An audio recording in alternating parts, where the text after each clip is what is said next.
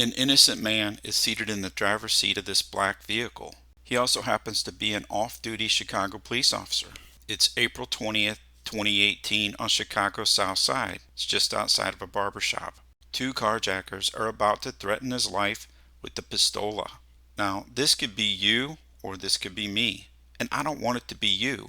So I'm going to show you how this happens, and I'm going to talk about some solutions to this kind of violent problem. Hey guys, retired Lieutenant Todd Heaton here with Humilitas First.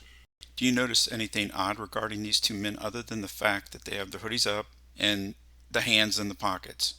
Remember, it's April, not January. How about how they're walking in a kind of formation?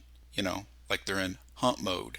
Also, it is subtle, but look at this second guy. He's got a little bit of a drift closer to that passenger side of the vehicle. Thanks to the internet, we can do a search for just about any big city in the world for a live cam. That gives us an opportunity to watch people to look for patterns. We can do some comparisons. For instance, in Manhattan, how do two friends walk together? Do they kind of walk side by side so they can talk? Or do they walk in formation? Let's take a look at Paris, France.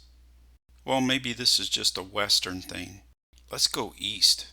Let's check out Beijing, China. Let's take a look at St. Petersburg, Russia. That's weird. Seems like friends just kind of walk alongside one another. So in the animal kingdom, are there any animals we can think of that like formations? Oh yeah, wolves.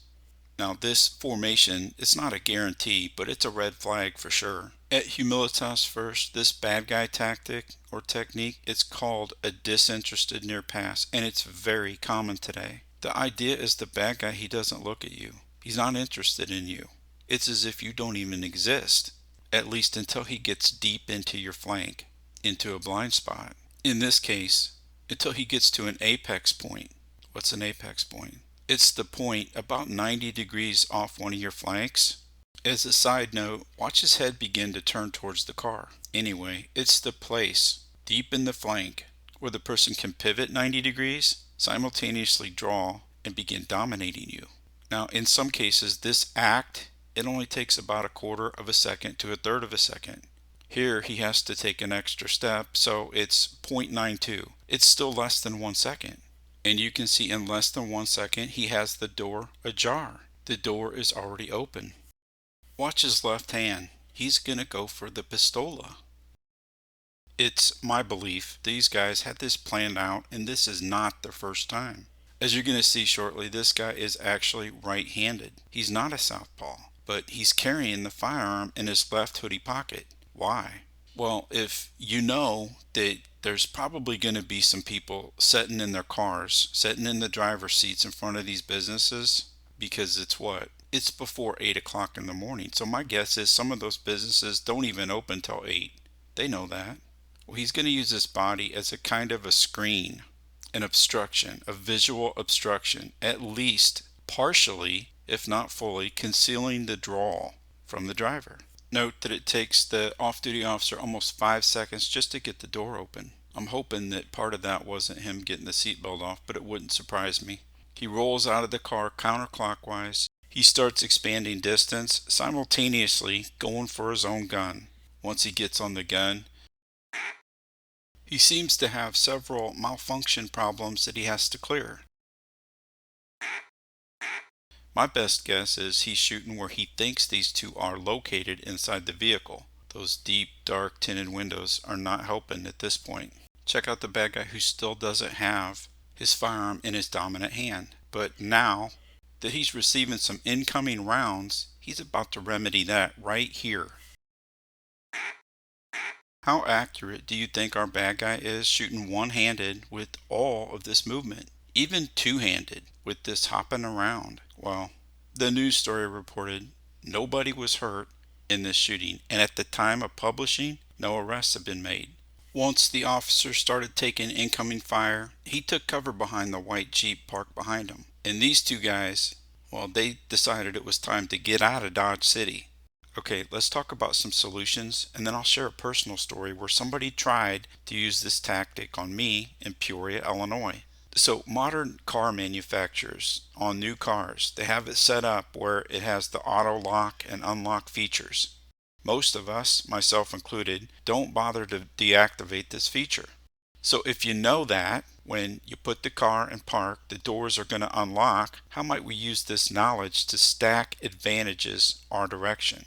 If you must visit a high crime dangerous area like the south side of Chicago for business, entertainment, or other personal reasons, realize that parking and walking to your destination is what executive protection refers to as a seam. Seams are opportunities for criminals to exploit. Generally, I just call this a transition. And you want to get really, really good, meaning really efficient at transitions. So one way is when you stop the car to park the car, find a way to park so that if there is a potential problem like this one, you can just drive off. You can just drive forward. Time things. As you're coming into an area, you see, hey, there's no approaching threats. Proximity is king when it comes to this. So you're going to park, you're going to immediately get out and get moving to your destination. That's efficiency. Now, if you can't do that, because in this case, maybe the business isn't open yet, or perhaps you're finishing up a phone call, or any other number of reasons, don't put the car in park. Rather, put the car or keep the car in drive with your foot on the brake. Why? Well, because the doors will stay locked. And should you need to drive off, he reaches for the door handle, you hit the gas. Okay, so it's late December 2019. This isn't a question of what would I do, rather it's what did I do. I'm stopped in the number 2 position at a red light. In law enforcement, we were taught to always stop where we could see the rear tires on the vehicle in front of us. That way we could move forward and go around that vehicle if we needed to. Me personally, I stop even a little bit shorter, which gives me a gap, a bigger gap between me and the car in front of me, and that'll be important here in just a second. So I see a gentleman walking at what looks like a quicker than normal pace on the other side of the street. He turns and he crosses the street coming my direction. As he draws near, I'm looking at the cycle of the lights. Is the light going to change soon? Yes, it is. It's going to change in just a second. He never looks at me, not one time. He was applying a disinterested near pass. When he was exactly 90 degrees off my right flank, he pivoted 90 degrees, stepped onto the roadway, and reached for the door handle.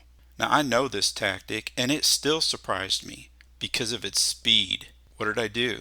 I hit the gas and lurched my car forward, hitting the brake just in time to avoid hitting the car in front of me.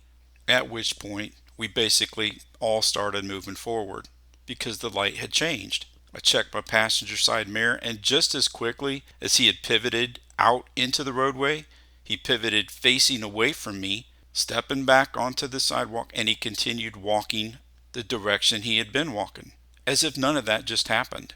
It was only because I had the gap between me and the car in front of me, I was able to lurch the car forward like that. Now, my best guess is he was just a aggressive panhandler, but I'll never know for sure. And frankly, I don't care because I didn't have to have a gunfight with him at the corner of Sterling and Scenic Roads. Now, if the light wasn't just about to change at that moment, then I would have needed to do something different, or maybe it would have ended in a gunfight. If I ever win the lottery, I think I would add some hydraulics to my 4Runner so that I can just push one button and this surprise party would start. Don't